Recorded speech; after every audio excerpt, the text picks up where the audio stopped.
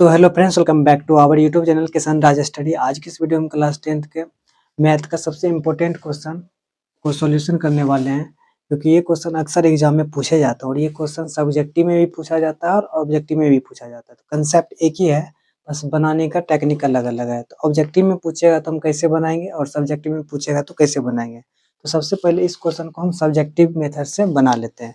और कोई भी मेथड से बनाने के लिए तो सबसे पहले आपको फॉर्मूला याद होना चाहिए। तो इसमें कौन सा फॉर्मूला लगेगा, सबसे पहले इस क्वेश्चन को हम एक बार पढ़ लेते हैं। तो इसमें क्या है कि बिंदु ए है, मतलब दो बिंदु दिया है। बिंदु ए जो है 4,5 तथा बी बिंदु है 6,5 को मिलाने वाली रेखा का मध्य बिंदु क्या है। तो इसमें डायरेक्ट इसमें नहीं बोल रहा है क्या निकालना है हमको, ठीक है। नहीं, तो इसमें मध्य बिंदु का हमको निर्देशांक निकालना है, नियामक, ठीक है। तो इसमें सबसे पहले हम ये समझते हैं, एक रेखा है, एक बिंदु ये है और एक बिंदु बी है। इसका नाम दे देते हैं ए, इसका नाम दे देते हैं बी। इसको मिलाने वाले जो रेखाखंड है, मतलब रेखा है, ये जो रेखा है, तो इसका इस रेखा का जो मध्य बिंदु मतलब बीच वाला बिंदु है, इसका जो नियामक होगा एक्स कोमा वाई, या निर्देशांक क्या होगा एक्स कोमा वाई। जबकि ए बिंदु और बी बिंदु का निर्देशांक यहाँ पे दे दिया गया, तो 4,5 दिया है और 6,5 दिया, ये दिया है। तो इसमें इस मध्य बिंदु का निर्देशांक पूछ रहा है और इसमें यह नहीं बोल रहा है कि इसको विभाजित करता है। तो हमको समझना है कि मध्य बिंदु जब भी बोलेगा तो मतलब ये जो है एक अनुपात ये भी एक अनुपात हो जाएगा, मतलब यहाँ से यहाँ तक एक और यहाँ से यहाँ तक कितना हो जाएगा एक। तो ये हमको समझना है, जब भी मध्य बिंदु बोलेगा तो उसका अनुपात एक ही होता है।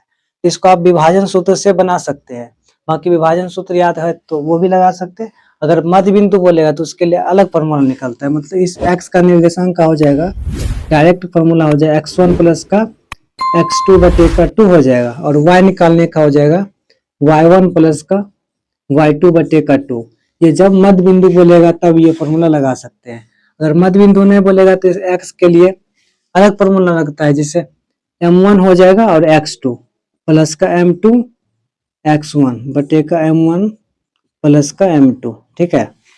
ये लगा देते हैं और y निकालने के लिए यही सेम फंडा अपनाते हैं, m2 y1 प्लस का m2 m1 y2 हो जाता है बटे का m1 प्लस का m2 हम कर लेते हैं।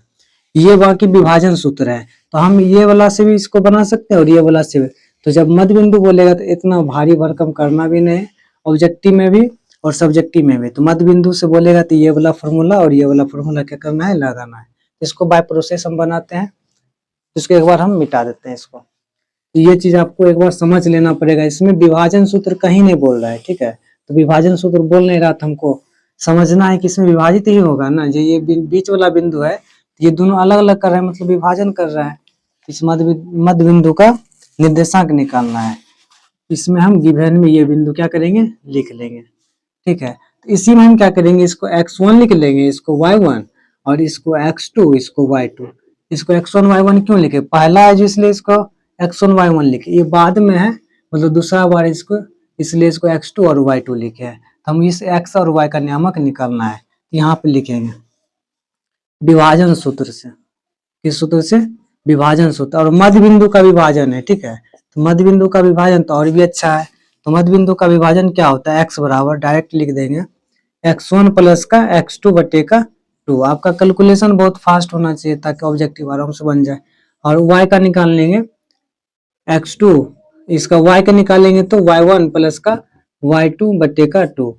ये दोनों को जोड़ के 2 से भाग दे। x निकालेंगे तो इसमें x1 और x2 को ही जोड़ेंगे, और y निकालेंगे तो y1 और y2 को ही जोड़ेंगे, नहीं कि y निकालने में x1 x2 को जोड़े, उल्टा पुल्टा नहीं करना है।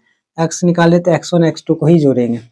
इसमें x1 कितना है, x1 यहाँ पे दिया है 4 प्लस का x2 यहाँ पे 6 है बटे का 2 है, तो 2 ये फिक्स है 2। क्यों, क्योंकि जब आपका मध्य बिंदु विभाजित करेगा तो m1 m2 एक एक हो जाएगा, तो एक एक जोड़ेंगे तो 2 हो जाएगा, तो इसलिए डायरेक्ट इसका फॉर्मूला लगा दिए।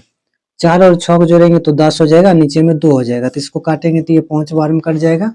और सेम कंडीशन यहाँ पे भी करना है, मतलब यहाँ पे x का वैल्यू 5 निकालेंगे और यहाँ पे निकालेंगे तो y बराबर हो जाएगा y1 यहाँ पे है 5 प्लस का y2 यहाँ पे है 5 बटे का 2, और दोनों को जोड़ेंगे तो यहाँ पे भी 10 हो जाएगा बटे का 2। इसको काटेंगे तो 5 बार में कट जाएगा, मतलब y का जो वैल्यू यहाँ पे हो जाएगा 5 और इस बिंदु बीच वाला बिंदु का निर्देश, इस बिंदु को आप मान सकते हैं P मान लीजिए, ठीक है। तो यहाँ पे P का जो निर्देशांक होगा इसलिए लिखना, इसलिए यहाँ पे इसलिए लिखना होगा कि P का निर्देशांक x, y जो है ये बीच वाला, इसका निर्देशांक यहाँ पे हो जाएगा, पहले x लिखा जाता है मतलब भुज, और बाद में कोटि। x को भुज बोला जाता है, y को कोटि।